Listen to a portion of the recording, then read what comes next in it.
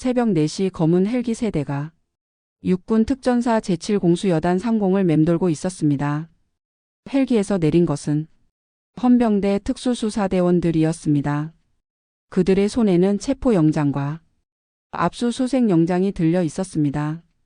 같은 시각 부대 내 행정실과 창고에서는 동시다발적인 급습이 벌어졌습니다. 군법무관들이 비자금 장부를 압수하고 특수전사령부 수사관들이 폭행 증거 영상을 확보했습니다. 박현수 중령 오기찬 대위 군형법 위반 및 부정부패 혐의로 긴급 체포합니다. 포승줄에 묶여 끌려가는 두 남자의 얼굴에는 믿을 수 없다는 표정이 가득했습니다. 불과 12시간 전까지만 해도 그들은 이 부대의 절대 권력자였습니다. 한 명의 여성 신병을 짓밟으며 비웃던 그들이었습니다. 하지만 그들이 몰랐던 것이 하나 있었습니다. 그 여성이 바로 육군참 모 총장의 딸이었다는 사실을 말입니다. 오늘은 권력의 그늘에서 벌어진 잔혹한 괴롭힘과 그 끝에서 터져나온 통쾌한 복수의 이야기를 들려드리겠습니다. 2023년 3월 15일 육군 특전사 제7공수여단에 한 명의 여성이 자원 입대했습니다. 이름은 이서연 25살이었습니다. 키 168cm의 탄탄한 체격을 가진 그녀의 첫인상은 강인함 그 자체였습니다. 짧게 자른 머리카락과 의지가 넘치는 눈빛이 인상적이었습니다. 서연은 민간에서 산악구조대원으로 활동하며 수많은 생명을 구해낸 경력을 가지고 있었습니다. 지리산 조난자 구조, 한강 익수자 구조, 설악산 암벽 추락사고 구조까지 그녀의 이력은 화려했습니다. 특히 2년 전 태백산에서 발생한 대형 산불 당시 그녀는 홀로 고립된 등산객 가족 5명을 구해내어 소방청장 표창을 받기도 했습니다. 그녀가 특전사 구조부대를 지원한 이유는 단순했습니다. 더 많은 사람을 구하고 싶었기 때문입니다.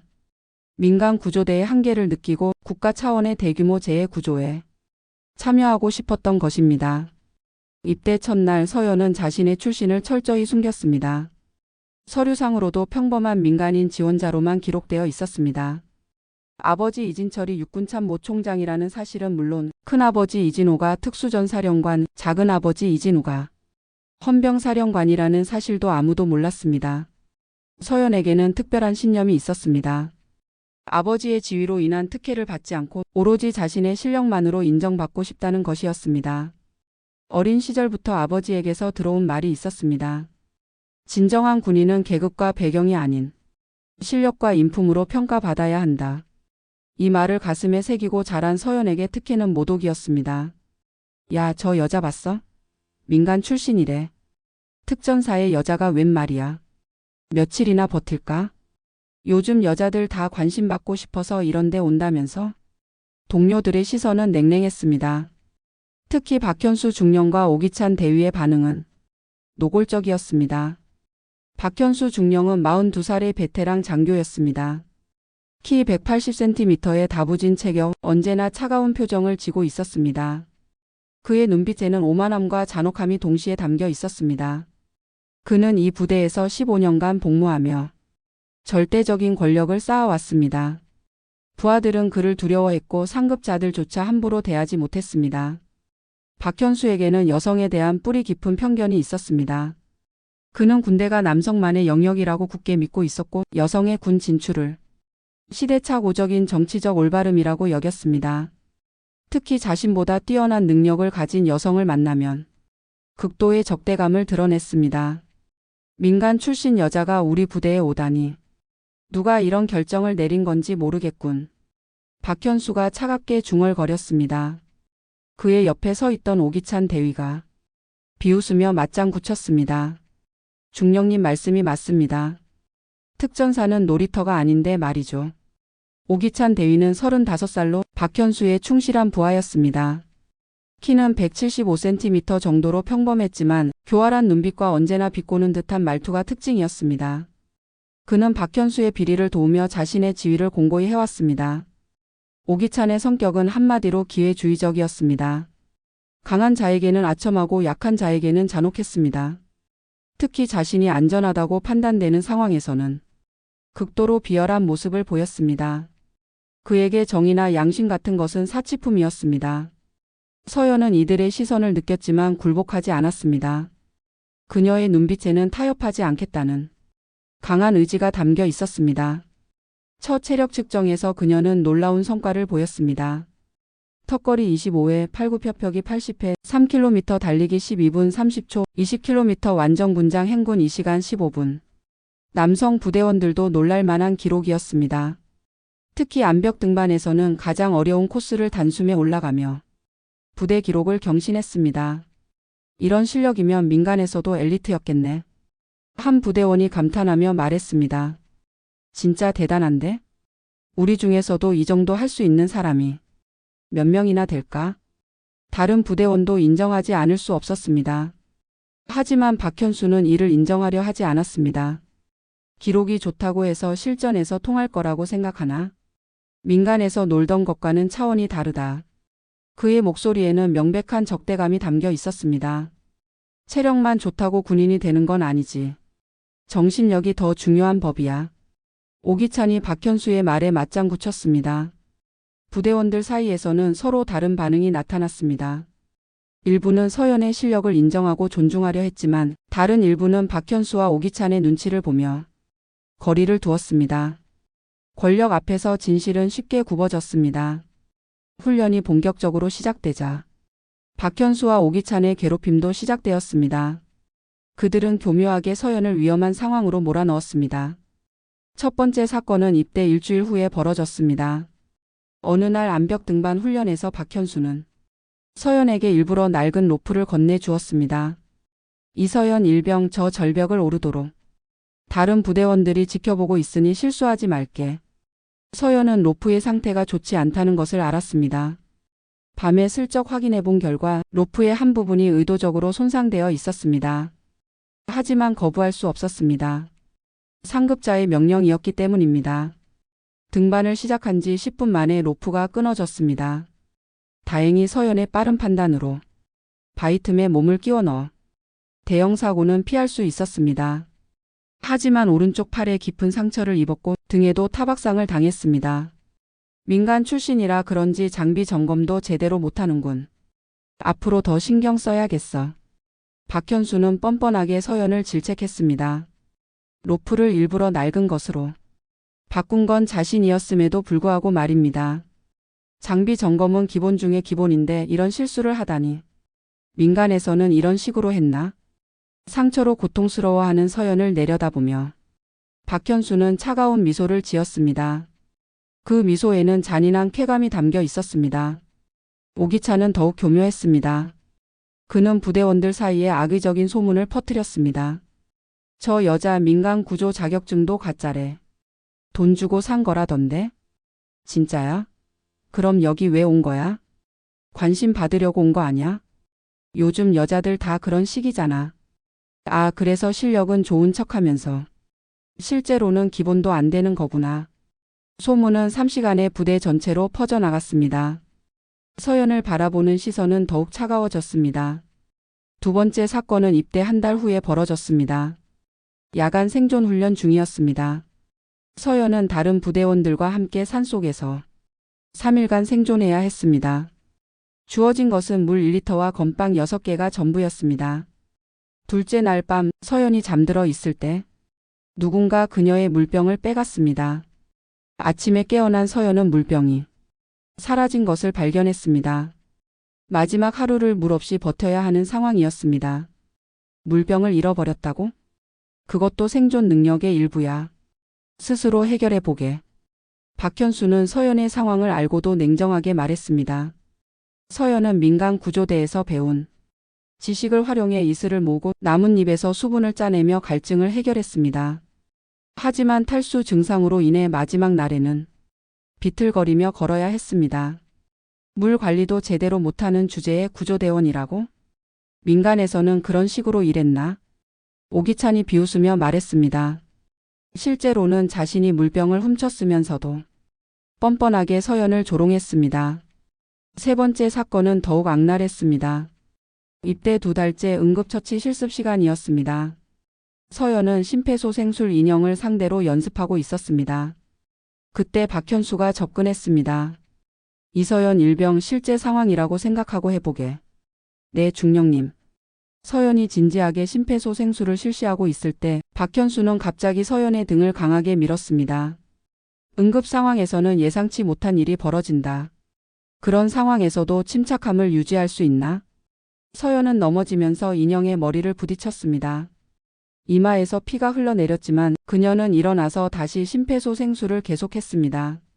좋다. 그 정신력은 인정하겠어. 박현수는 만족스러운 표정으로 중얼거렸습니다. 하지만 그의 눈빛에는 서연을 더욱 괴롭히겠다는 의지가 담겨 있었습니다. 서연은 이 모든 상황을 혼자 감내해야 했습니다. 아버지가 육군 참모 총장이라는 사실을 밝힐 수도 없었고 그럴 생각도 없었습니다.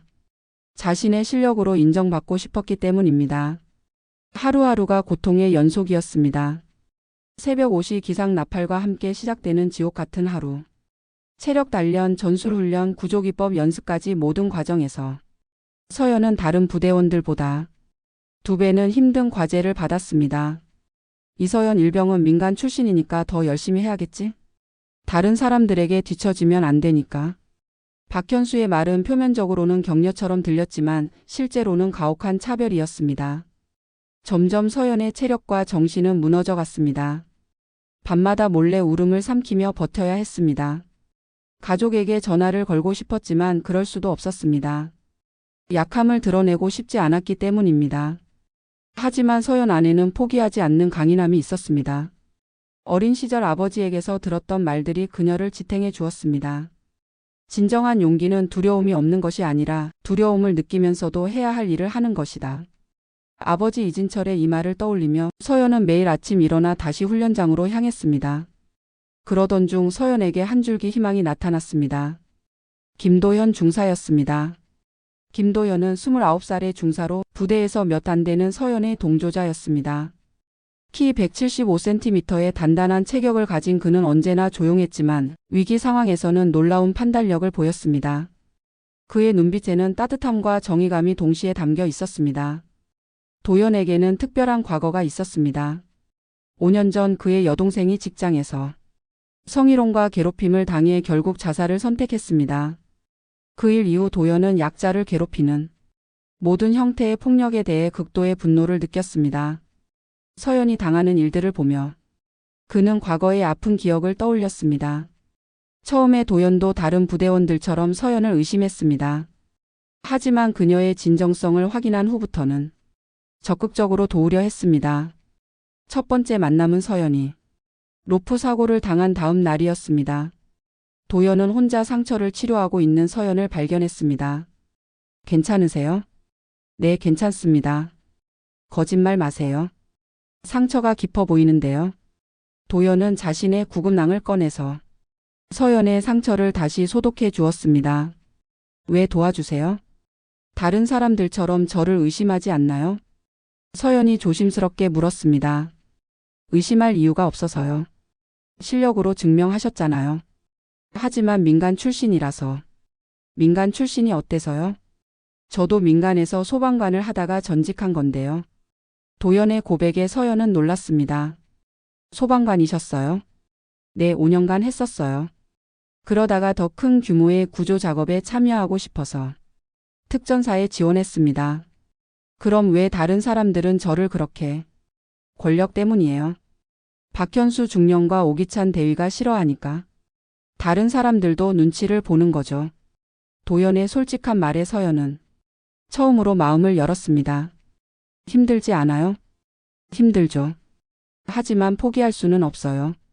왜요? 제가 포기하면 앞으로 이곳에 올 다른 여성들도 같은 일을 당할 테니까요. 서연의 말에 도연은 감동했습니다. 자신의 고통보다 후배들을 생각하는 서연의 마음가짐에 깊은 존경심을 느꼈습니다. 그날 이후 도연은 가능한 한 서연을 도우려 했습니다. 하지만 박현수와 오기찬의 감시 때문에 공개적으로는 도울 수 없었습니다. 그래서 그는 은밀하게 도움을 주었습니다. 훈련 중에 서연이 실수할 뻔하면 조용히 신호를 보내주었고 식사 시간에는 자신의 반찬을 몰래 나누어 주었습니다. 서연이 아플 때는 약을 구해다 주었고 밤에는 상처를 치료해 주었습니다. 박현수와 오기찬은 이런 도연의 행동을 눈치채고 그를 경계하기 시작했습니다. 김도연 중사, 요즘 이서연 일병과 가까이 지내는 것 같던데? 어느 날 박현수가 도연을 불러 추궁했습니다. 동료니까 당연히 신경 쓰죠. 동료? 그 여자가 과연 우리와 같은 동료라고 생각하나? 왜 같은 동료가 아니겠습니까?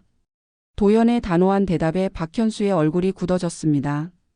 김도연 중사, 자네 이 부대에서 계속 복무하고 싶다면 누구와 가까이 지내야 할지 잘 생각해보게. 협박인가요?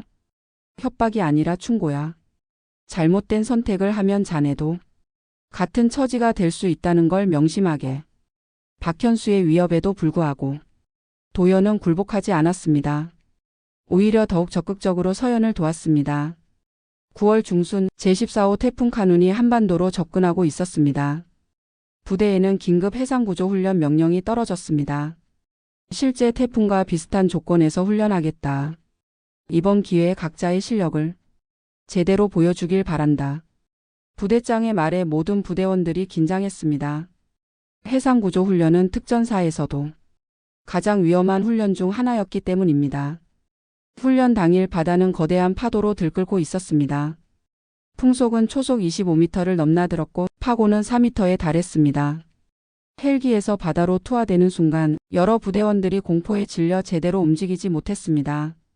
그때 서연과 함께 팀을 이룬 김도연이 기발한 아이디어를 제시했습니다. 서연 일병, 이 파도에서는 정면 돌파가 불가능합니다. 조류를 이용해서 우회해야 해요. 어떻게요? 파도의 간격을 재보세요. 7초마다 큰 파도가 몰려옵니다.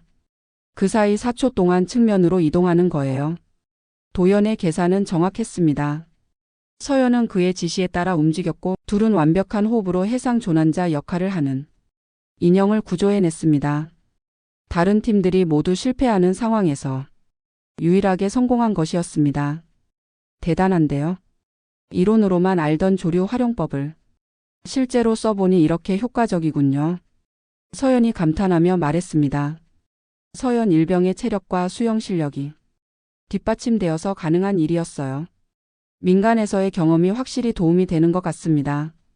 도연의 말에 서연은 처음으로 진심 어린 미소를 지었습니다. 입대 후 처음 받은 인정이었습니다. 훈련 결과 발표에서 서연과 도연 팀은 최우수 평가를 받았습니다. 부대장도 직접 격려의 말을 건넸습니다. 이서연 일병, 김도연 중사 훌륭했다. 이런 팀워크라면 실전에서도 충분히 통할 것 같군. 처음으로 받은 공식적인 인정에 서연의 가슴이 벅차 올랐습니다. 그동안의 고생이 조금이나마 보상받는 느낌이었습니다. 하지만 박현수와 오기찬의 분노는 더욱 커졌습니다. 민간 출신 여자가 우리 부대 남자들을 이기다니. 말이 되나? 뭔가 속임수가 있었을 겁니다. 다시 조사해보죠. 그들은 서연을 더욱 철저히 괴롭힐 계획을 세우기 시작했습니다. 이번에는 김도연도 함께 처벌하기로 했습니다. 훈련에서의 성공은 서연에게 더 큰 시련을 가져왔습니다. 박현수와 오기찬은 그녀를 완전히 고립시키기 위한 악랄한 계획을 실행에 옮겼습니다. 먼저 그들은 장비 도난 사건을 조작했습니다. 야간 훈련용 적외선 고글 2개가 사라졌다는 것이었습니다. 하지만 실제로는 오기찬이 고글을 숨겨놓고 서연에게 누명을 씌우려는 계획이었습니다. 이상하군. 어제까지 분명히 있었는데. 오기찬이 일부러 큰 소리로 중얼거렸습니다. 장비 관리 책임자가 누구지? 박현수가 차갑게 물었습니다. 이서연 일병입니다. 그래? 이서연 일병 설명해보게. 서연은 당황했습니다. 분명히 전날 저녁까지 장비함에 모든 고글이 있었는데 하룻밤 사이에 2개가 사라진 것이었습니다. 그녀는 자신이 함정에 빠졌다는 것을 직감했지만 증명할 방법이 없었습니다. 제가 잘못 관리한 것 같습니다. 잘못 관리한 것 같다고? 확실하지도 않으면서 대답을 그렇게 하는 건가? 박현수의 목소리가 점점 높아졌습니다. 그런 것이 아니라 뭐? 민간에서 온 사람이 군대 장비를 함부로 다루니까 이런 일이 생기는 거 아닌가? 그때 김도연이 끼어들었습니다. 중령님, 서연 일병은 장비 관리를 아주 철저히 합니다. 제가 직접 봤는데. 김도현 중사.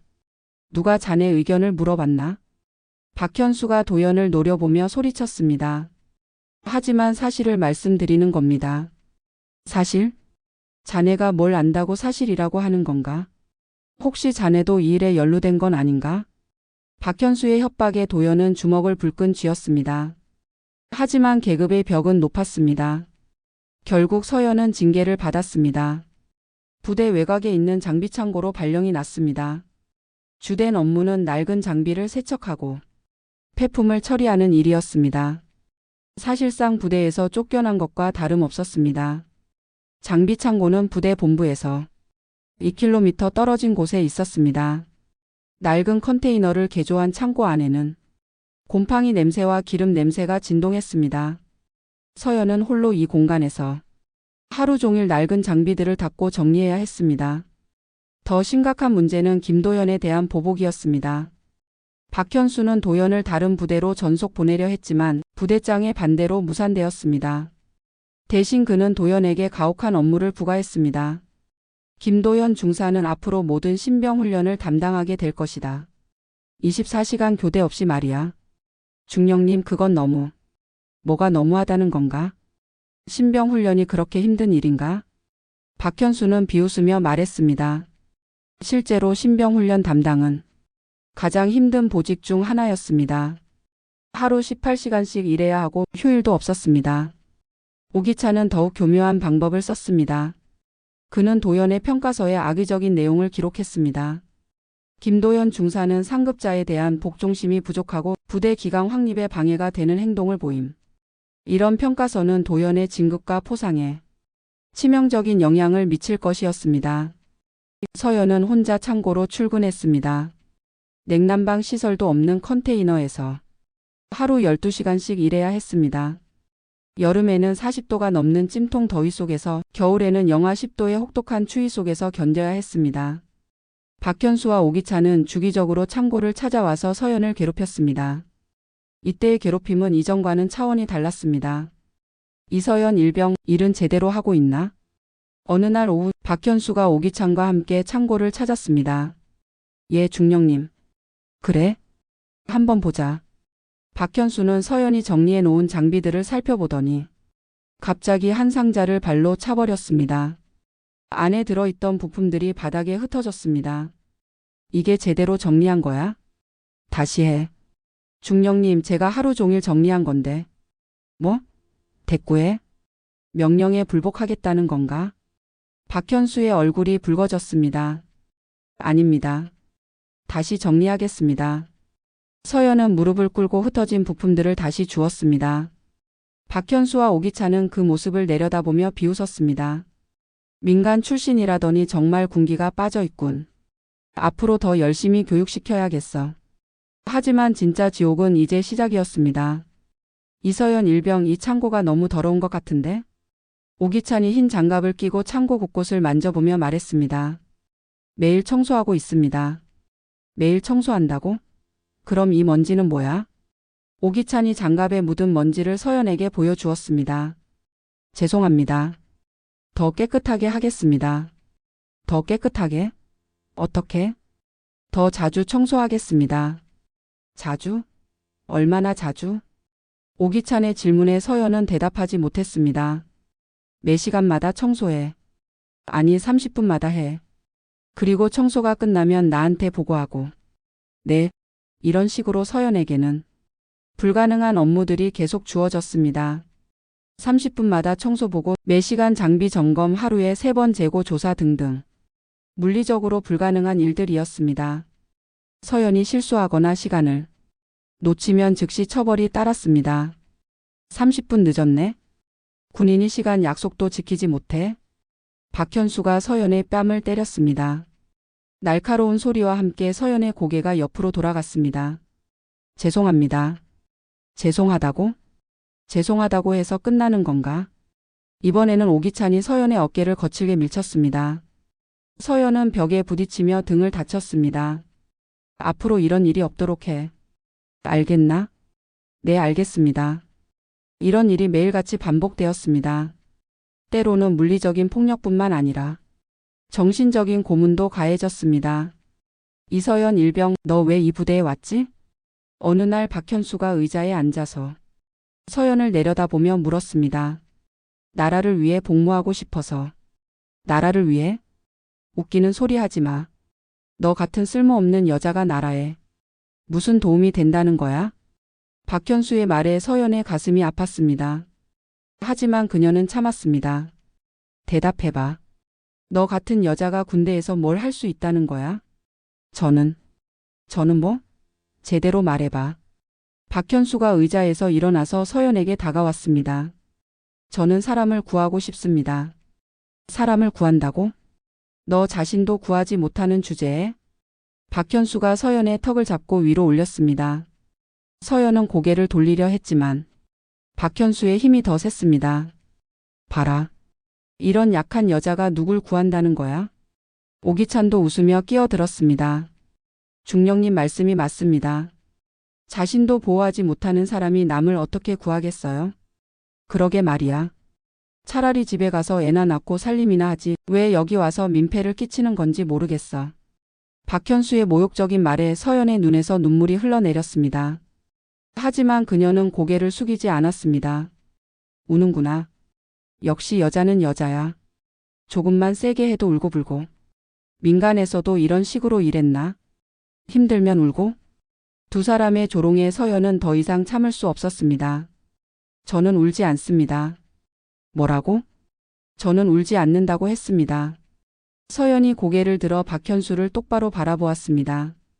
그녀의 눈에는 굴복하지 않겠다는 강한 의지가 담겨 있었습니다. 인연이 정말. 박현수가 주먹을 들어 올렸습니다. 하지만 서연은 피하지 않았습니다. 그녀는 박현수의 눈을 똑바로 바라보며 서 있었습니다. 때려보세요. 그래도 저는 굴복하지 않을 겁니다. 서연의 말에 박현수는 잠시 당황했습니다. 지금까지 그가 괴롭힌 사람들은 모두 굴복했었는데 서연은 달랐습니다. 굴복하지 않는다고? 그럼 어디 한번 봐보자. 박현수가 서연의 뺨을 때렸습니다. 서연의 고개가 옆으로 돌아갔지만 그녀는 다시 고개를 돌려 박현수를 바라보았습니다. 또 때려보세요. 서연의 도전적인 말에 박현수의 분노는 극에 달했습니다. 인연이 정말로. 하지만 그때 창고 밖에서 발소리가 들렸습니다. 다른 부대원이 접근하고 있는 것 같았습니다. 중령님, 누군가 오는 것 같습니다.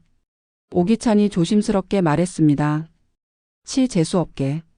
박현수는 서연을 한 번 더 노려보고는 창고를 나갔습니다. 혼자 남은 서연은 벽에 기대어 주저앉았습니다. 뺨이 붓고 온몸이 아팠지만 그녀의 마음속에는 이상한 만족감이 있었습니다. 굴복하지 않았다는 만족감이었습니다. 하지만 더 심각한 문제가 서연을 기다리고 있었습니다. 지속적인 스트레스와 폭행으로 인한 건강 악화였습니다. 10월 초 서연은 왼쪽 귀에 이상을 느끼기 시작했습니다. 처음에는 간헐적인 이명이었습니다. 밤에 잠들려고 하면 웅웅거리는 소리가 들렸습니다. 점차 증상은 악화되어 높은 음을 제대로 듣지 못하게 되었습니다. 군의관께 진료를 받아보고 싶습니다. 서연이 박현수에게 요청했습니다. 진료? 뭐가 아픈데? 귀에 이상이 있는 것 같습니다. 귀에 이상? 꾀병 부리는 건 아니지? 박현수는 의도적으로 진료를 방해했습니다. 서연의 의무실 방문 신청서를 계속 반려시키거나 일부러 바쁜 업무를 주어 병원에 갈 시간을 주지 않았습니다. 군인이 그 정도 가지고 아프다고 하면 어떻게 하나? 더 강해져야지. 박현수의 말에 서연은 할 말을 잃었습니다. 청력 손상은 점점 심해졌고 일상생활에도 지장을 주기 시작했습니다. 10월 중순 상황은 더욱 악화되었습니다. 서연은 왼쪽 귀로는 거의 들리지 않게 되었고 오른쪽 귀마저 이명이 시작되었습니다. 어지럼증도 함께 찾아왔습니다. 그런데도 박현수와 오기찬은 서연을 놔주지 않았습니다. 오히려 더욱 가혹하게 괴롭혔습니다. 이서연 일병, 요즘 멍해 보이는데? 집중하지 못하겠어? 어느 날 오기찬이 서연에게 다가와서 귀에 대고 소리쳤습니다. 들려? 안 들려? 서연은 왼쪽 귀로는 거의 듣지 못했지만 들리는 척했습니다. 네, 들립니다. 정말? 그럼 내가 뭐라고 했는지 따라해봐. 오기찬이 서연의 왼쪽 귀에 대고 작은 소리로 중얼거렸습니다. 서연은 전혀 듣지 못했습니다. 못 들었나? 역시 꾀병이었군. 꾀병이 아닙니다. 꾀병이 아니라고? 그럼 증명해봐. 오기찬은 서연을 더욱 괴롭히기 시작했습니다. 왼쪽에서 작은 소리로 명령을 내리고 서연이 듣지 못하면 거짓말쟁이라고 몰아세웠습니다. 박현수는 더욱 잔혹했습니다. 그는 서연의 청력 손상을 악용해서 괴롭혔습니다. 이서연 일병 뒤돌아서. 박현수가 서연의 왼쪽에서 명령했습니다. 서연은 듣지 못했습니다. 명령을 안 듣나? 뒤돌아서라고 했어. 박현수가 소리쳤지만 서연은 여전히 듣지 못했습니다. 인연이 일부러 무시하는 거야?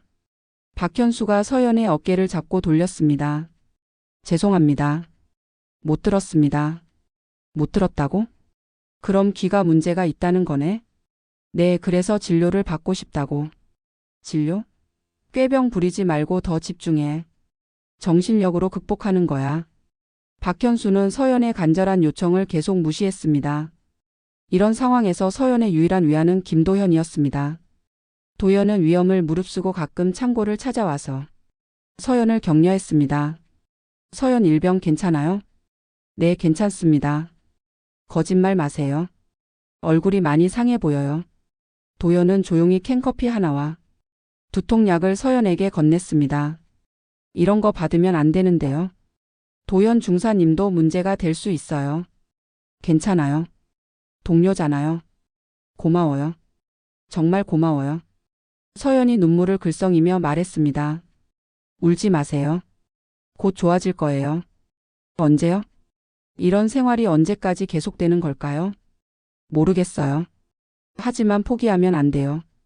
포기하는 순간 그들의 승리예요. 도연의 격려에 서연은 조금이나마 힘을 얻었습니다. 하지만 박현수와 오기찬은 도연과 서연의 만남도 용납하지 않았습니다. 그들은 도연을 감시하고 서연과 접촉하지 못하도록 방해했습니다. 김도연 중사 업무 시간에 어디 가는 건가? 화장실에 다녀오겠습니다. 화장실? 부대 본부 화장실을 두고 왜 창고 쪽으로 가는 건가? 길을 잘못 들었습니다. 길을 잘못? 이 부대에서 몇 년째 근무하는 사람이 길을 잘못 든다고? 박현수는 도연을 의심의 눈초리로 바라보았습니다. 결국 도연과 서연은 만날 기회가 거의 없어졌습니다. 서연은 완전히 고립된 상태가 되었습니다. 10월 말 서연의 상황은 극한에 달했습니다. 연일 계속된 폭행과 모욕으로 그녀의 정신과 육체는 한계에 다다랐습니다. 청력 손상은 더욱 심해졌고 왼쪽 귀는 거의 들리지 않는 상태가 되었습니다. 오른쪽 귀마저 이명이 심해져 집중하기 어려웠습니다. 그런데도 서연은 포기하지 않았습니다. 오히려 그녀는 박현수와 오기찬의 범죄 행위들을 은밀히 기록하기 시작했습니다. 서연은 작은 녹음기를 몰래 구입해서 창고에 숨겨두었습니다. 박현수와 오기찬이 올 때마다 그들의 협박과 폭언을 녹음했습니다. 또한 핸드폰의 동영상 기능을 이용해서 폭행 장면도 몰래 촬영했습니다. 이서연 일병 아직도 정신 못 차렸어?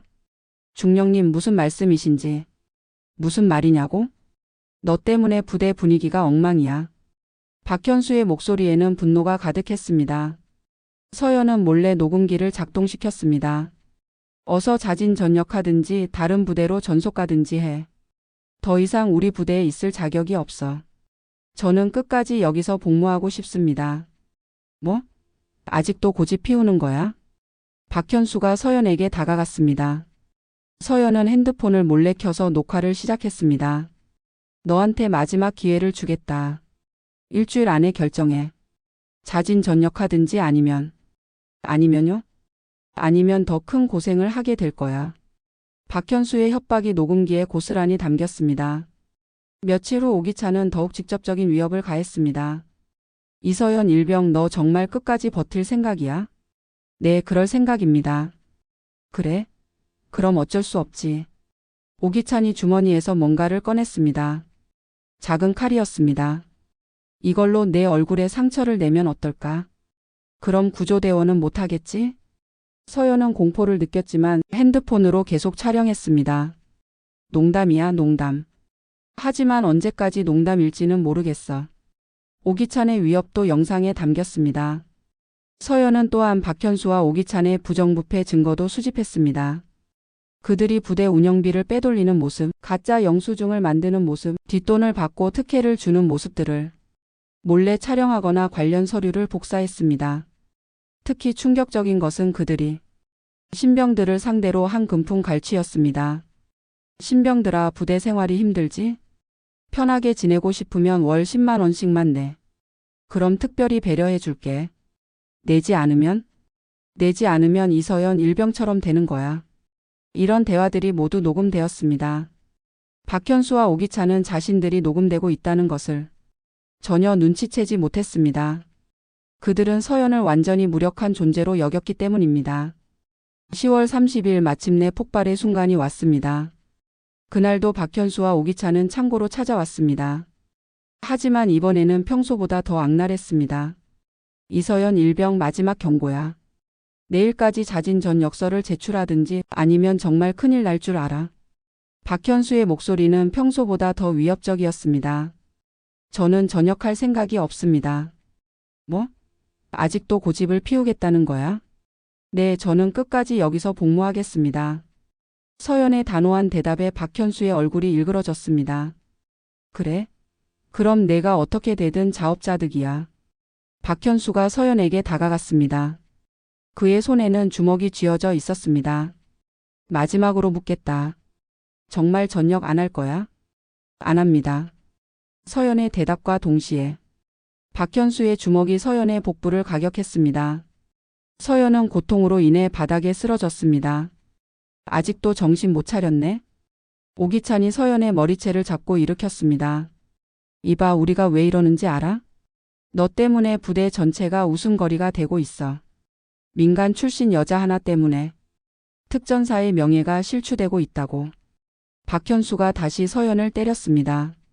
이번에는 얼굴이었습니다. 그만해 주세요. 서연이 간신히 말했습니다. 그만하라고? 내가 전역하면 그만할게. 아니면 계속 이럴 거야. 매일매일 말이야. 오기찬이 서연의 어깨를 발로 찼습니다. 서연은 더 이상 버틸 수 없었습니다. 시야가 흐려지고 의식이 사라져가고 있었습니다. 중령님, 사람이 의식을 잃는 것 같은데. 괜찮아. 깨어나면 정신 차릴 거야. 박현수는 쓰러진 서연을 내려다보며 차갑게 말했습니다. 오늘은 이 정도로 하고 내일 다시 오자. 두 사람이 창고를 나간 후 서연은 차가운 바닥에서 몇 시간 동안 의식을 잃고 있었습니다. 저녁 늦게 깨어난 서연은 비틀거리며 일어났습니다. 온몸이 아팠고 왼쪽 귀는 완전히 들리지 않았습니다. 그녀는 이제 더 이상 혼자 감당할 수 없다는 것을 깨달았습니다. 서연은 떨리는 손으로 물건함을 뒤졌습니다. 그 안에는 지난 몇 달간 수집한 모든 증거들이 들어 있었습니다. 녹음 파일들, 동영상들, 복사한 서류들, 그리고 박현수와 오기찬의 부정부패 증거들까지. 그녀는 모든 자료를 USB 3개에 복사했습니다.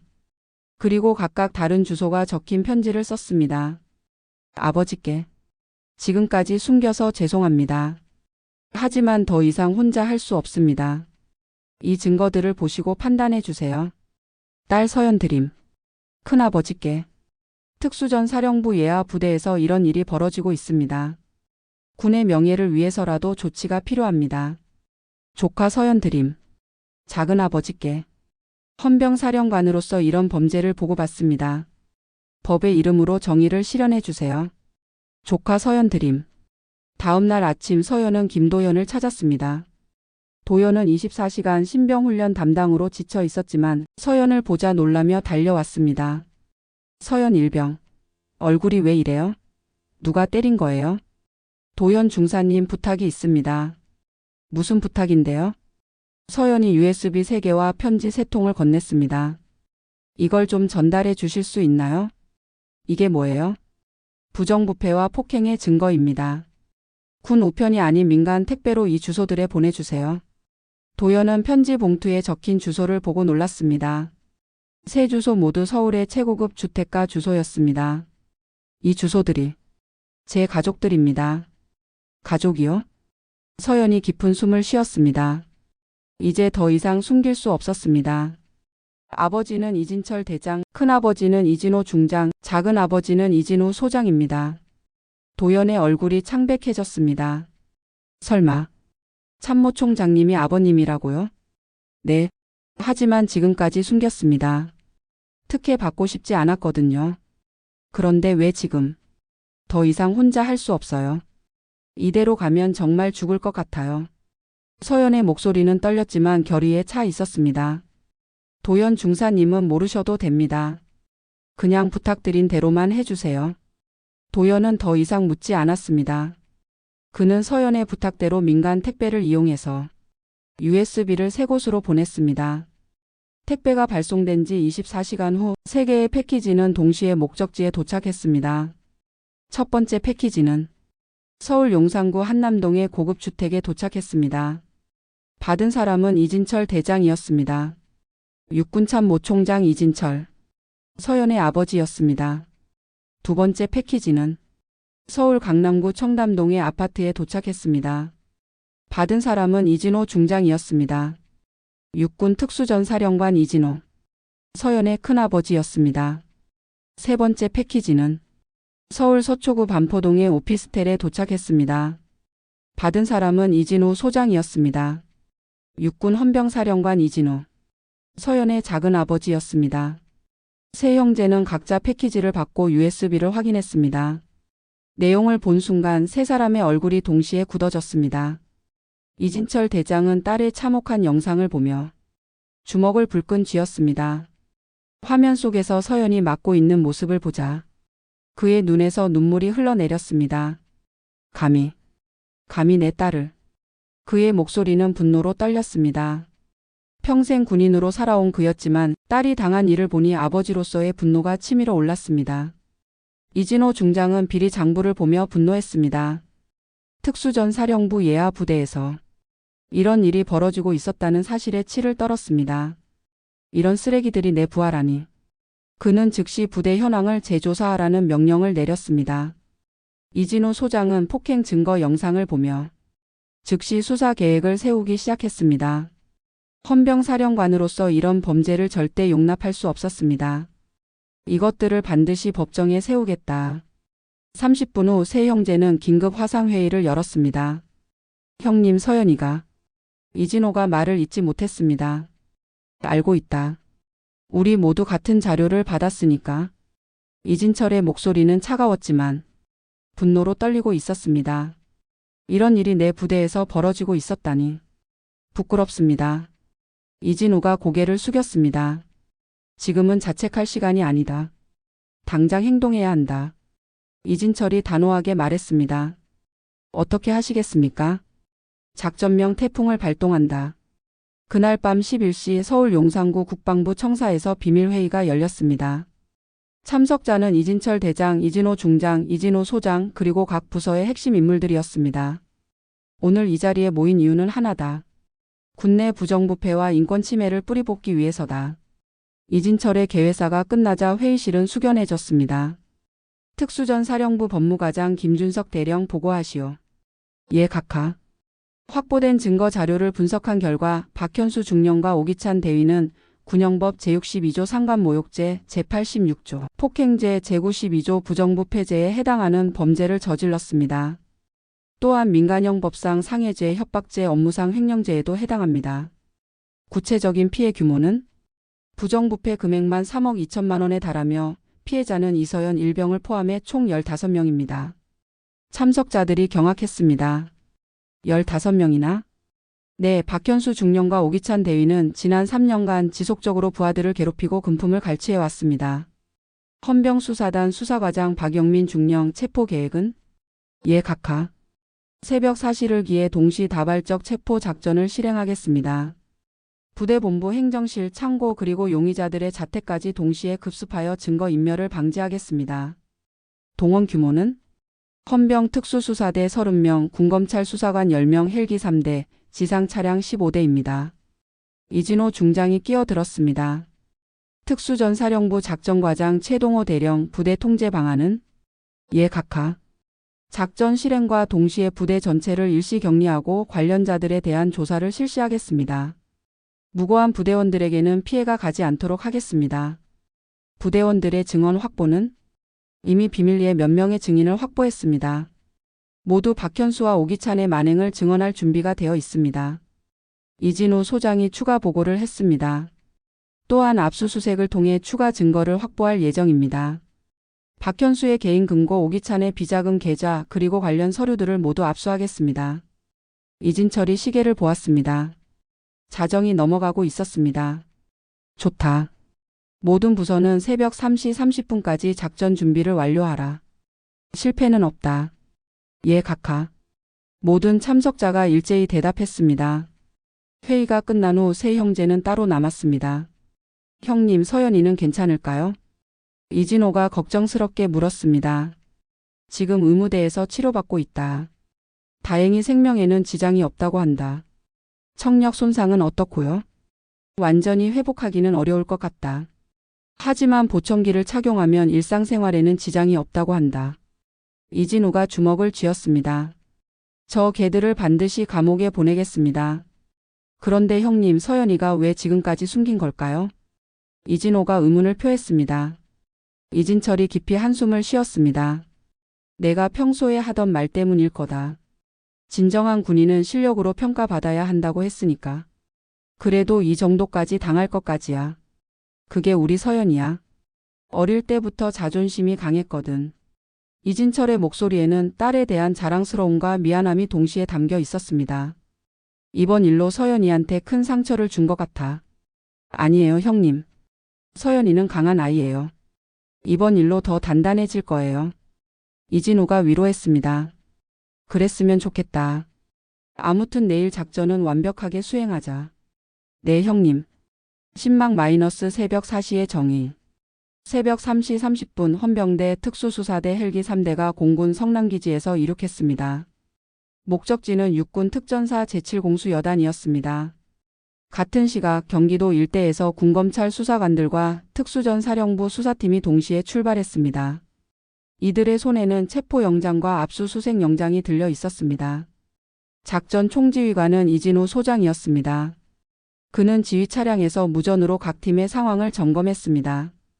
엘퍼팀 상황 보고. 엘퍼팀 부대 본부 포위 완료. 진입 대기 중. 브라보팀 상황 보고. 브라보팀 행정실 감시 중. 이상 없음. 찰리팀 상황 보고. 찰리팀 창고 지역 도착. 대상 확인됨. 델타팀 상황 보고. 델타팀 박현수 중령 자택 포위 완료. 에코팀 상황 보고. 에코팀 오기찬 대위 자택 감시 중. 이진우가 시계를 보았습니다.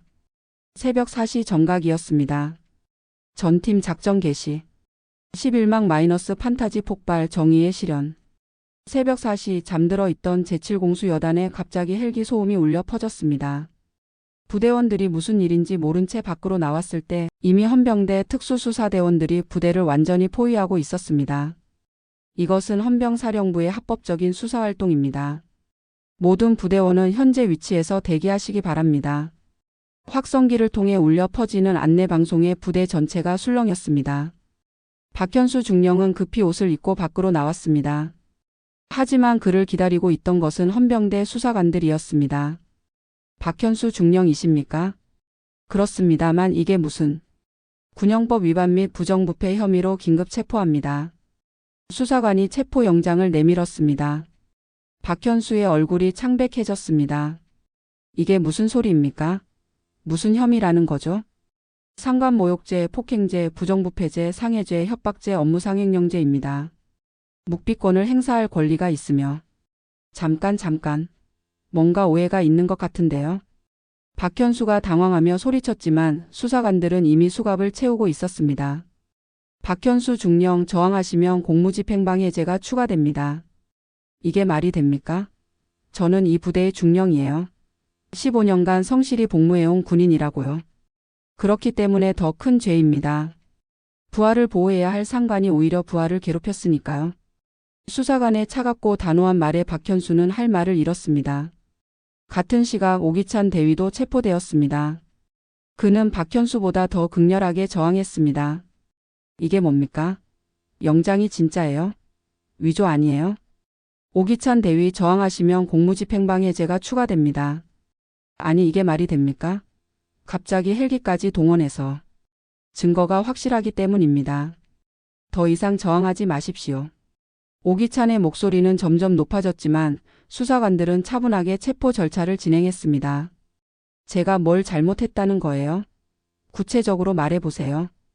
이서연 일병에 대한 지속적인 폭행, 금품 갈취, 허위 서류 작성, 부정부패 방조, 협박 등입니다. 수사관이 제목을 읽어주자 오기찬의 얼굴이 더욱 창백해졌습니다. 그건 훈련의 일환이었어요. 더 강하게 만들려고. 훈련의 일환이라고 하기에는 너무 잔혹했습니다. 증거 영상을 모두 확보했거든요. 증거 영상? 오기찬이 경악했습니다. 자신들의 행동이 모두 녹화되었다는 사실을 알게 된 것입니다. 네, 여러분이 이서연 일병을 괴롭히는 모든 장면이 녹화되어 있습니다. 또한 부정부패 관련 대화도 모두 녹음되어 있고요. 오기찬은 더 이상 저항할 수 없었습니다. 부대 행정실에서는 또 다른 드라마가 벌어지고 있었습니다. 군법무관들이 박현수의 책상과 금고를 뒤지며 비자금 장부를 찾아내고 있었습니다. 여기 있습니다. 가계부가 2개예요. 하나는 공식 장부, 하나는 비자금 관리 장부로 보입니다. 부대 운영비 중 30%가 개인 계좌로 빠져나갔네요. 금액이 무려 3억 원이 넘습니다. 이것 보세요. 신병들로부터 받은 돈까지 기록되어 있어요. 수사관들이 발견한 증거들은 상상을 초월했습니다. 박현수와 오기찬은 단순한 괴롭힘뿐만 아니라 조직적인 부정부패를 저질러 왔던 것입니다. 장비창고에서는 서연이 수집한 영상 증거의 원본을 찾기 위한 수색이 진행되었습니다. CCTV 녹화 장치를 발견했습니다. 데이터 복구팀을 투입하세요. 삭제된 영상도 모두 복원해야 합니다. 여기 숨겨진 녹음기도 있네요. 이서연 일병이 몰래 증거를 수집한 것 같습니다. 모든 작업이 동시에 진행되는 가운데 부대원들은 상황을 파악하지 못한 채 혼란에 빠져 있었습니다. 도대체 무슨 일이야? 박현수 중령이 체포됐다던데? 진짜? 무슨 죄로? 오기찬 대위도 잡혀갔대. 뭔가 큰일이 터진 것 같은데. 그때 한 부대원이 휴대폰으로 뉴스를 확인하고는 경악했습니다. 야, 이거 봐. 뉴스에 나왔어. 뭐가? 육군 특전사 간부 부정부패 및 폭행 혐의로 긴급 체포. 잠깐, 이거 우리 부대 얘기잖아? 진짜? 어디 봐봐. 부대원들이 휴대폰 화면에 몰려들었습니다. 뉴스는 실시간으로 상황을 보도하고 있었습니다. 더 충격적인 것은 피해자가 육군 참모 총장의 딸이었다는 사실입니다. 이서연 일병은 신분을 숨기고 입대했으나 지속적인 폭행과 괴롭힘에 시달려왔던 것으로 알려졌습니다. 뉴스를 듣는 순간 부대 전체가 정적에 빠졌습니다. 뭐라고? 서연이가 참모총장 딸이라고? 말도 안 돼. 그럼 우리가 지금까지 참모총장 딸을 괴롭힌 거야? 미친. 그러니까 박현수 중령이 참모총장 딸을 때린 거야? 세상에. 부대원들의 얼굴이 창백해졌습니다. 그들은 이제야 자신들이 얼마나 큰 사건의 목격자였는지 깨달았습니다. 김도현도 뉴스를 보고 충격과 동시에 안도감을 느꼈습니다. 서연이가 참모총장 딸이었구나. 그는 갑자기 서연이 왜 그렇게 강했는지, 왜 그렇게 굴복하지 않았는지 이해했습니다. 군인 가문에서 자란 그녀에게는 군인으로서의 자부심과 신념이 남달랐던 것입니다. 그래서 끝까지 버틴 거구나. 대단해. 도연은 서연에 대한 존경심이 더욱 커졌습니다. 오전 8시 부대에는 긴급 집합령이 떨어졌습니다. 부대장이 직접 전체 부대원들에게 상황을 설명했습니다. 부대원 여러분, 오늘 새벽 우리 부대에서 중대한 사건이 발생했습니다. 부대장의 목소리는 무겁고 엄숙했습니다.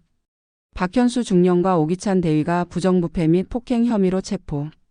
이 말에 부대 전체가 다시 한번 충격에 빠졌습니다. 하지만 이서연 일병은 자신의 신분을 숨기고 오로지 실력만으로 인정받고자 했습니다. 그런 그녀를 괴롭힌 것은 군인으로서 있을 수 없는 일입니다.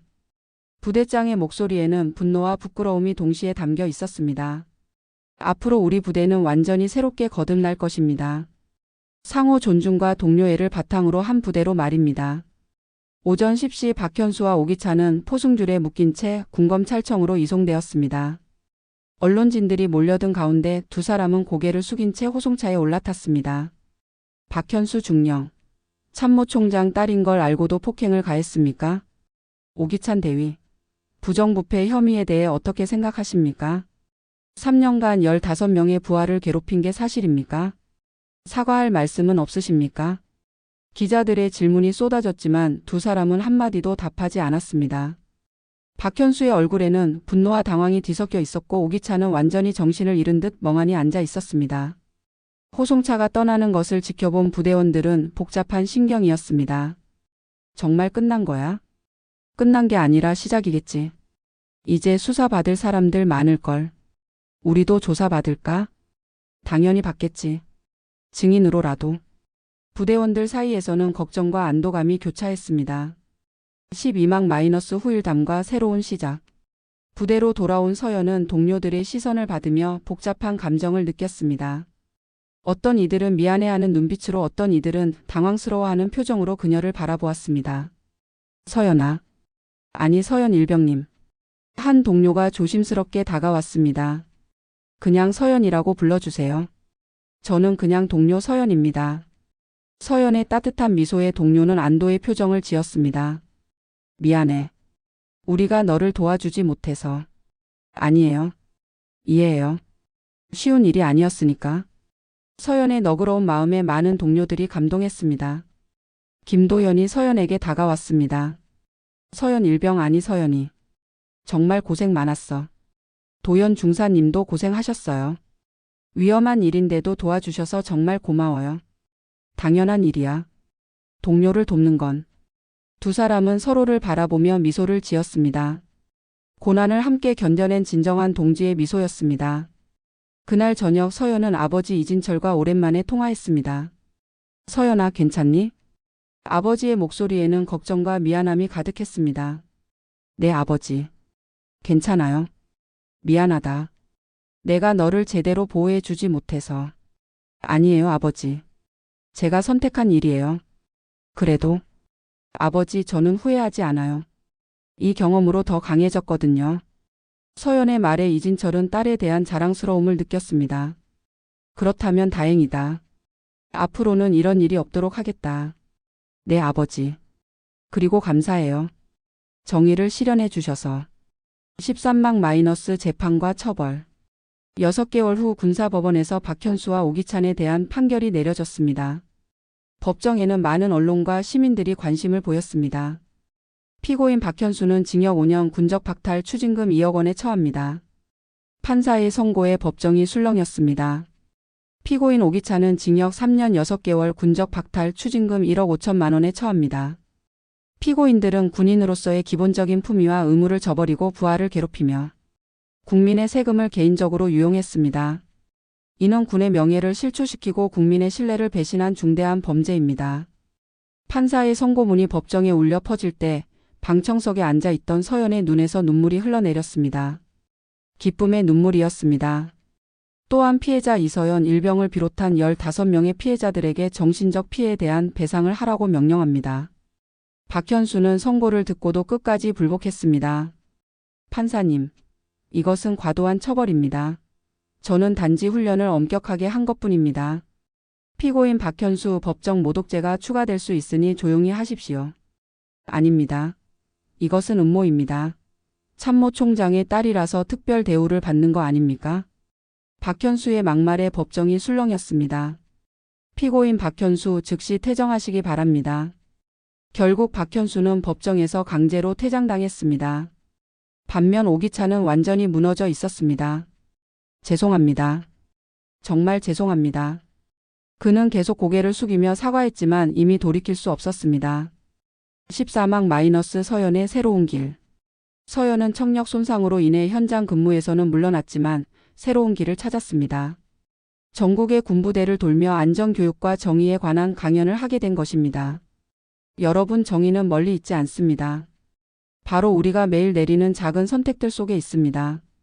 서연의 첫 강연은 육군사관학교에서 열렸습니다. 수백 명의 생도들이 그녀의 이야기에 집중했습니다. 제가 겪은 일은 결코 특별한 게 아닙니다. 지금도 어디선가 비슷한 일을 당하는 사람이 있을 겁니다. 생도들의 얼굴이 진지해졌습니다. 그런 상황에서 여러분이 선택할 수 있는 것은 두 가지입니다. 외면하거나 용기를 내거나. 저는 여러분이 용기를 선택하기를 바랍니다. 비록 작은 용기라도 그것이 모여서 큰 변화를 만들어낼 수 있으니까요. 서연의 강연은 많은 생도들에게 감동을 주었습니다. 강연이 끝난 후 한 생도가 질문했습니다. 교관님, 혹시 후회한 적은 없으세요? 신분을 밝히지 않고 고생한 것을? 서연은 잠시 생각한 후 대답했습니다. 후회는 없어요. 오히려 감사하고 있어요. 감사하다고요? 네. 그 경험이 있었기 때문에 지금의 제가 있거든요. 그리고 무엇보다 진짜 동료가 누구인지 알 수 있었어요. 서연의 눈길이 객석의 한쪽을 향했습니다. 거기에는 김도연이 앉아 있었습니다. 강연 후 서연과 도연은 함께 차를 마셨습니다. 도연 중사님, 요즘 어때요? 부대 분위기는? 완전히 달라졌어요. 이제는 정말 서로 존중하는 분위기예요. 다행이네요. 서연이 덕분이에요. 서연이가 용기를 내지 않았다면 아직도 그런 일이 계속되고 있을 거예요. 도연의 말에 서연은 미소를 지었습니다. 혼자서는 못했을 거예요. 도연 중사님이 도와주셔서 가능한 일이었어요. 그런데 서연아, 앞으로 뭘 할 거야? 계속 강연할 거예요. 그리고 서연이 잠시 망설였습니다. 그리고요? 대학원에 진학할까 해요. 군사심리학을 공부해서 이런 일이 다시 일어나지 않도록 시스템을 만들고 싶어요. 좋은 생각이에요. 서연이라면 분명히 해낼 거예요. 1년 후 여름 제14호 태풍 카눈이 다시 한반도에 접근했습니다. 이번에는 실제 재해 상황이었습니다. 서해안 지역에서 어선 두 척이 조난당했고 제7공수여단의 긴급 출동 명령이 떨어졌습니다. 구조 헬기가 폭풍 후 속을 헤치며 조난 현장으로 향할 때 기장석에 앉은 도연의 헬멧에서 무전이 들려왔습니다. 이곳은 육군 특전사 구조팀 교육관 이서연입니다. 도연 중사 들리십니까? 네, 서연 교육관님. 도연입니다.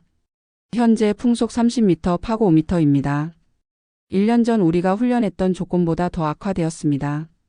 네, 확인했습니다. 기억나시죠? 조류를 이용한 우회 접근법? 네, 기억합니다. 좋습니다. 하지만 이번에는 더 주의해야 합니다. 파도 간격이 불규칙해요. 서연의 목소리는 1년 전보다 더 전문적이고 차분했습니다. 새로운 접근법을 시도해 보세요. 파도의 패턴을 3분간 관찰한 후 가장 안전한 루트를 찾아 진입하는 거예요. 알겠습니다. 새로운 방법이네요. 네, 제가 최근에 연구한 기법입니다. 안전하게 구조하고 돌아오세요. 네, 반드시 성공하고 돌아오겠습니다. 폭풍 우 속에서도 서연의 목소리는 또렷했습니다. 1년 전 그녀가 겪었던 고통이 지금은 다른 사람들을 구하는 지혜가 되어 있었습니다. 도연은 서연의 조언에 따라 신중하게 접근했습니다. 3분간 파도를 관찰한 결과 동쪽에서 접근하는 것이 가장 안전하다는 결론을 내렸습니다. 교육관님, 동쪽 루트로 접근하겠습니다. 좋은 판단입니다.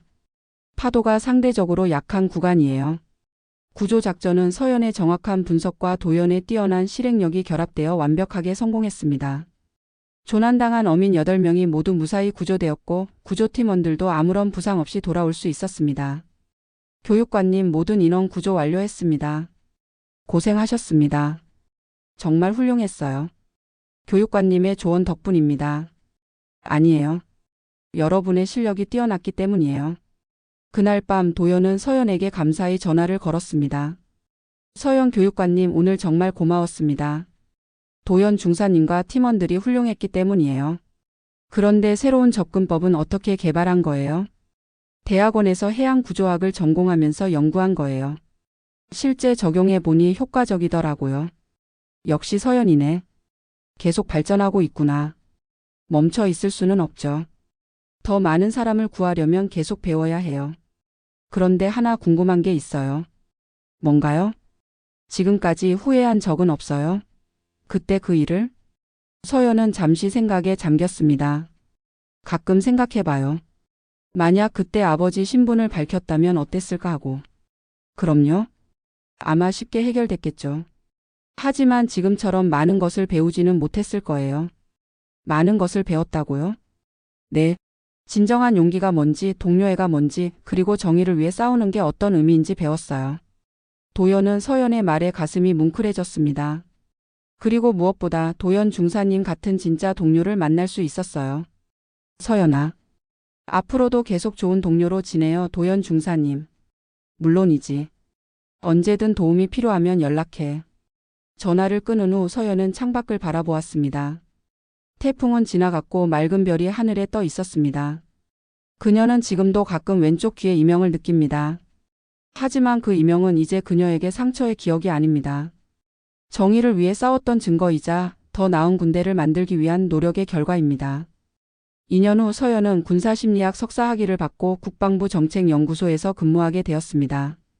그녀의 첫 번째 프로젝트는 군내 괴롭힘 예방 시스템 구축이었습니다. 서연 박사님, 새로운 보고 시스템 어떻게 생각하세요? 동료 연구원이 물었습니다. 좋습니다. 하지만 한 가지 더 추가하고 싶어요. 뭔가요?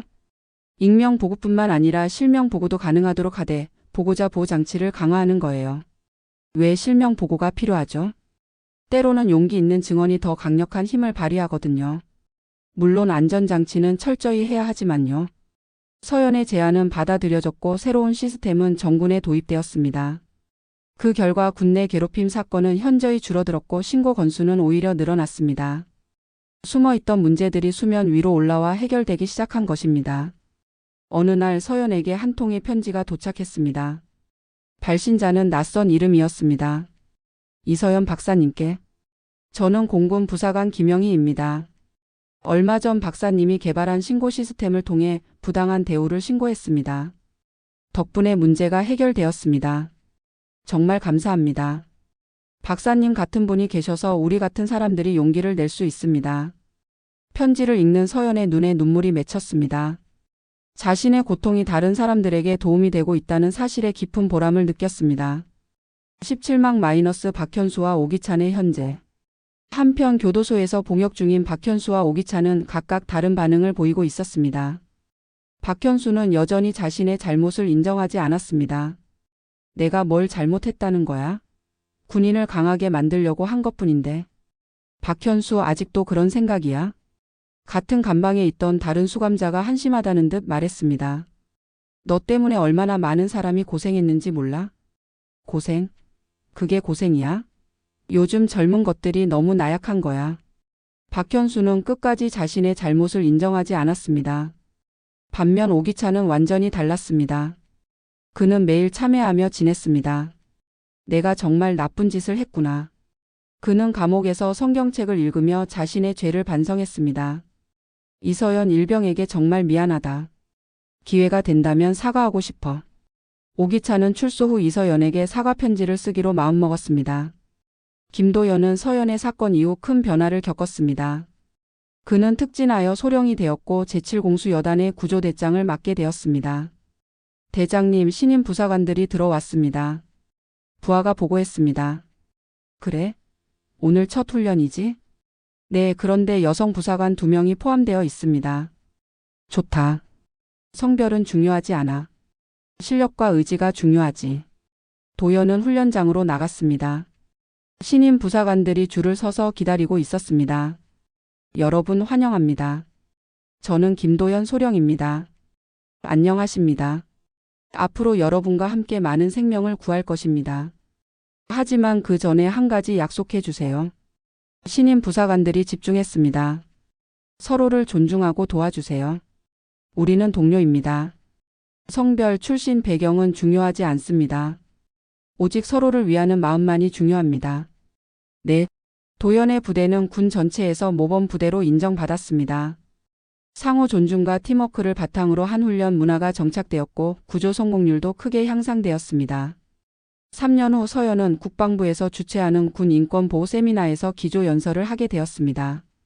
청중 속에는 김도연도 앉아 있었습니다. 존경하는 내빈 여러분, 그리고 장병 여러분. 서연이 연단에 섰습니다. 그녀의 모습은 3년 전과는 완전히 달랐습니다. 자신감 넘치는 모습과 따뜻한 미소가 인상적이었습니다. 오늘 저는 여러분께 태풍 속에서 피어난 정의라는 이야기를 들려드리고자 합니다. 청중들이 집중했습니다.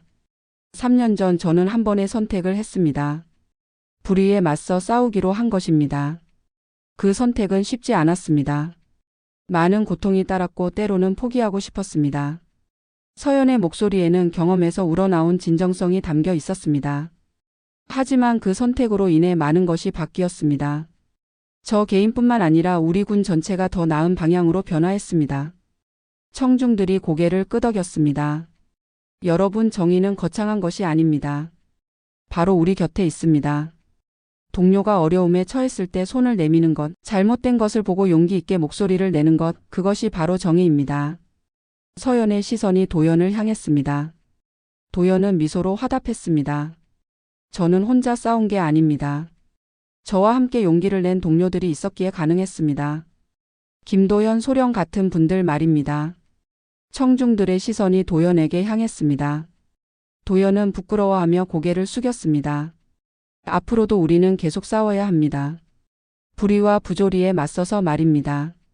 그리고 그 싸움에서 우리는 혼자가 아닙니다. 우리에게는 동료들이 있습니다. 서연이 연설을 마치자 청중들이 일어서서 박수를 쳤습니다. 뜨거운 박수가 강당을 가득 채웠습니다. 연설이 끝난 후 서연과 도연은 함께 커피를 마셨습니다. 서연아, 정말 훌륭한 연설이었어. 고마워요. 그런데 민망했죠? 갑자기 이름을 거론해서. 아니야. 영광이었어. 그런데 정말로 후회 안 해? 도연이 다시 한번 물었습니다. 글쎄요. 가끔은 생각해요. 만약 그때 다른 선택을 했다면 어땠을까 하고. 그럼요. 아마 지금처럼 많은 사람들을 도울 수는 없었을 거예요. 그리고 서연이 잠시 말을 멈췄습니다. 그리고요? 도연 중사님. 아니, 도연 소령님 같은 진짜 친구도 만나지 못했을 거예요. 도연의 얼굴에 따뜻한 미소가 번졌습니다. 서연아, 나도 마찬가지야. 너를 통해서 진정한 용기가 뭔지 배웠어.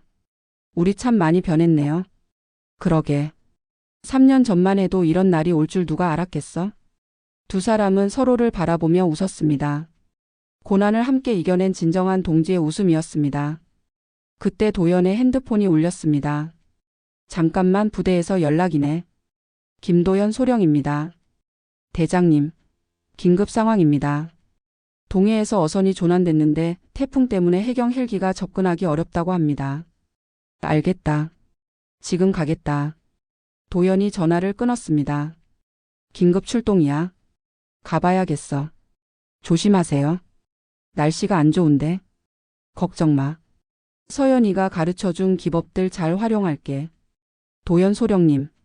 서연이 도연을 불렀습니다. 네? 태풍이 올 때 우리는 더 빠르게 움직인다는 거 잊지 마세요. 물론이지. 그게 우리 모토잖아. 도연이 급히 자리를 떴습니다. 서연은 그의 뒷모습을 바라보며 기도했습니다. 무사히 돌아와요. 그날 밤 제17호 태풍 볼라벤이 동해안을 강타했습니다.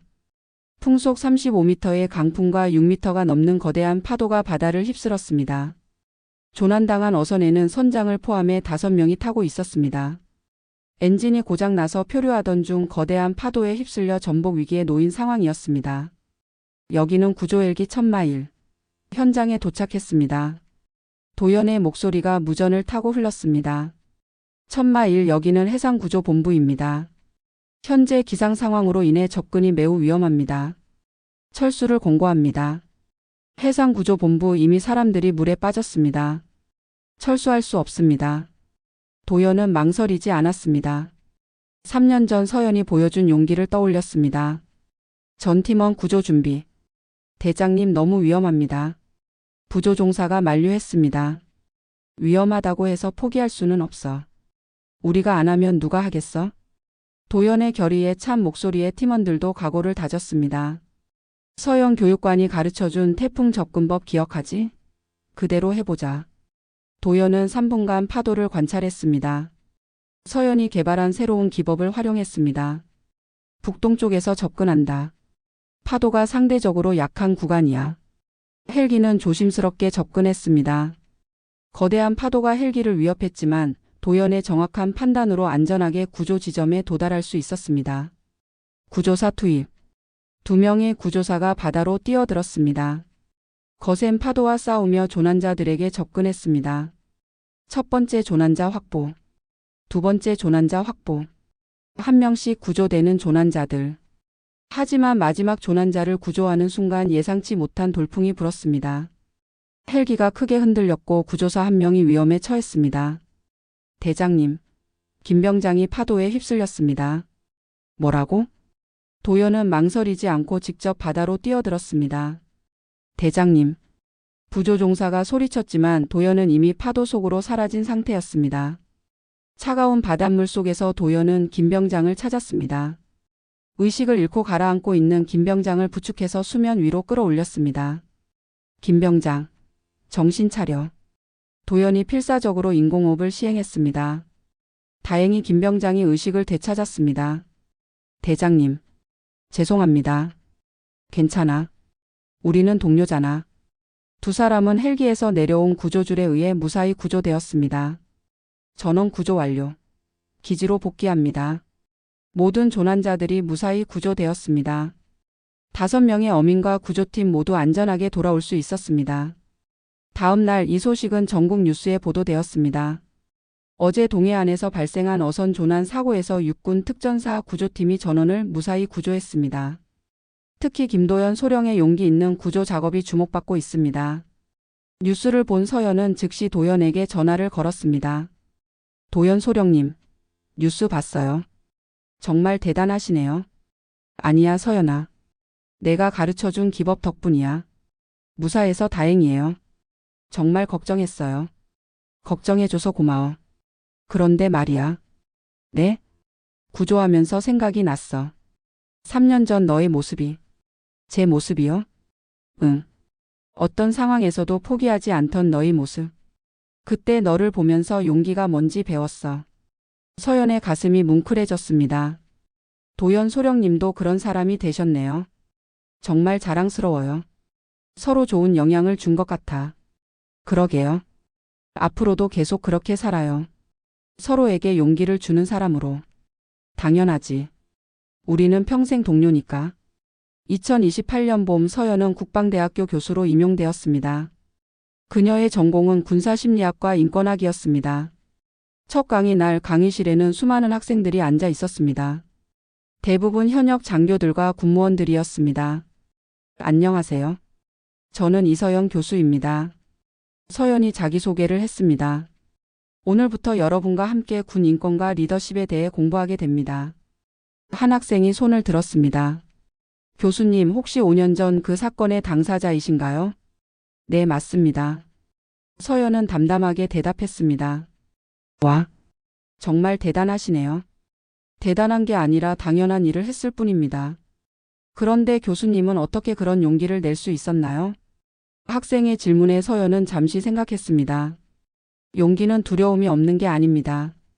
두려움을 느끼면서도 해야 할 일을 하는 것이죠. 그럼 교수님도 두려우셨어요? 물론이죠. 매일 밤 무서웠어요. 하지만 포기할 수는 없었어요. 왜요? 제가 포기하면 앞으로도 계속 그런 일이 벌어질 테니까요. 학생들이 고개를 끄덕였습니다. 여러분 기억하세요. 우리는 모두 누군가의 동료입니다. 동료가 어려울 때 손을 내미는 것, 그것이 진정한 리더십입니다. 강의가 끝난 후 서연은 연구실로 돌아왔습니다. 책상 위에는 한 통의 편지가 놓여 있었습니다. 발신자는 오기찬이었습니다. 서연은 놀라며 편지를 열었습니다. 이서연 박사님께. 안녕하세요. 저는 오기찬입니다. 출소한 지 6개월이 되었습니다. 매일매일 박사님께 사과드리고 싶었지만 용기가 나지 않았습니다. 정말 죄송합니다. 제가 저지른 일은 용서받을 수 없는 일이라는 것을 알고 있습니다. 하지만 그래도 사과드리고 싶었습니다. 진심으로 반성하고 있습니다. 지금은 작은 봉사단체에서 일하며 속죄의 마음으로 살아가고 있습니다. 박사님의 용서를 바라지는 않습니다. 다만 제가 진심으로 반성하고 있다는 것을 알아주셨으면 합니다. 박사님께서 하시는 일들을 언론을 통해 지켜보고 있습니다. 정말 존경합니다. 건강하시길 기원합니다. 오기찬 드림. 편지를 읽은 서연은 복잡한 감정을 느꼈습니다. 분노도 있었지만 동시에 안도감도 있었습니다. 적어도 한 사람은 변했다는 사실에 위안을 얻었습니다. 서연은 편지지를 꺼내어 답장을 썼습니다. 오기찬 씨께. 편지 잘 받았습니다. 용기 내어 사과해 주셔서 고맙습니다. 과거를 바꿀 수는 없지만 미래는 바꿀 수 있습니다. 진심으로 반성하고 계신다면 그것만으로도 충분합니다. 앞으로 좋은 일에 힘써 주세요. 우리 모두 더 나은 사람이 될 수 있습니다. 이서연 드림. 편지를 붙인 후 서연은 창밖을 바라보았습니다. 봄꽃이 만발한 아름다운 캠퍼스가 펼쳐져 있었습니다. 그때 전화벨이 울렸습니다. 도연이었습니다. 서연아, 소식 들었어. 국방대 교수 된 거 축하해. 고마워요. 도연 소령님은 어떠세요? 나는 중령 진급했어. 이제 연대 구조대장이야. 정말요? 축하드려요. 고마워. 그런데 말이야. 네? 우리 부대에 새로운 여성 부사관이 있어. 그런데 적응을 좀 힘들어해. 그래서요? 혹시 시간 되면 한번 와서 격려해 줄 수 있을까? 내 이야기를 들려주면 힘이 될 것 같아. 물론이죠. 언제든 가겠어요. 고마워. 역시 서연이야. 도연 중령님도 정말 많이 변하셨네요. 후배들을 챙기는 모습이 너한테 배운 거야. 동료를 돕는 게 얼마나 중요한지. 우리 참 멀리 왔네요. 그러게. 5년 전만 해도 상상할 수 없었을 일들이야. 앞으로도 계속 이렇게 서로 도우며 살아요. 당연하지. 평생 동료니까. 전화를 끄는 서연은 다시 창밖을 바라보았습니다. 햇살이 따뜻하게 내리쬐고 있었습니다. 그녀는 지금도 가끔 왼쪽 귀에 이명을 느낍니다. 하지만 그 이명은 이제 그녀에게 고통의 기억이 아닙니다. 정의를 위해 싸웠던 증거이자 더 나은 세상을 만들기 위한 희생의 증표입니다. 5년 전의 태풍은 지나갔지만 그 태풍 속에서 피어난 정의의 씨앗은 지금도 자라나고 있습니다. 서연과 도연 그리고 그들의 영향을 받은 수많은 사람들을 통해서 말입니다. 밤하늘에 별이 떠오를 때 서연은 생각합니다. 태풍이 올 때 우리는 더 빠르게 움직인다. 이 말은 이제 그녀의 인생 신조가 되었습니다. 어려움이 닥쳐도 포기하지 않고 오히려 더 강하게 맞서는 것. 그것이 서연이 배운 가장 소중한 교훈입니다.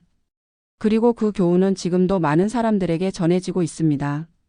서연의 강의를 듣는 학생들, 도연 부대의 후배들, 그리고 서연이 개발한 시스템을 통해 도움받은 수많은 장병들에게 말입니다. 정의는 혼자 만들어지지 않습니다. 서연 혼자서는 박현수와 오기찬을 처벌할 수 없었을 것입니다. 도연의 용기, 아버지와 삼촌들의 권력, 동료들의 증언, 언론의 관심, 시민들의 지지가 있었기에 가능한 일이었습니다. 마찬가지로 지금도 정의는 혼자가 아닌 함께 만들어가는 것입니다. 서연과 도연 그리고 그들을 따르는 수많은 사람들이 함께 만들어가는 것입니다. 태풍은 때로 파괴를 가져옵니다. 하지만 태풍이 지나간 후에는 더 맑은 하늘이 펼쳐집니다. 서연의 인생도 마찬가지였습니다. 5년 전의 고통은 지금의 그녀를 만든 소중한 경험이 되었습니다. 이 이야기는 실제군 복무 경험자들의 증언과 국정감사 자료를 바탕으로 재구성되었습니다. 우리 곁에 평범한 사람들, 그 안에는 누구도 모르는 용기와 신념이 살아 숨쉬고 있습니다. 때로는 이서연처럼 홀로 싸워야 하는 순간이 있을 것입니다. 그때 기억하세요. 당신은 혼자가 아닙니다. 어딘가에는 김도연 같은 사람들이 있습니다. 작은 용기로 손을 내미는 사람들이 있습니다. 그리고 당신도 누군가의 김도연이 될 수 있습니다. 어려움에 처한 동료에게 작은 관심을 보이는 것, 옳지 않은 일을 보고 목소리를 내는 것, 그것만으로도 세상을 바꿀 수 있습니다. 정의는 멀리 있지 않습니다. 바로 우리의 작은 선택들 속에 있습니다. 태풍 같은 시련이 와도 우리는 포기하지 않을 것입니다. 오히려 더 빠르게, 더 확실하게 움직일 것입니다. 오늘 이야기를 들어주셔서 감사합니다. 여러분이 느끼신 감정을 댓글로 함께 나누어 주세요. 때로는 한 사람의 용기가 세상을 바꿀 수 있습니다. 여러분의 작은 관심 하나가 누군가에게는 큰 힘이 될 수 있습니다. 이야기가 마음에 드셨다면 구독과 좋아요로 응원해 주시기 바랍니다.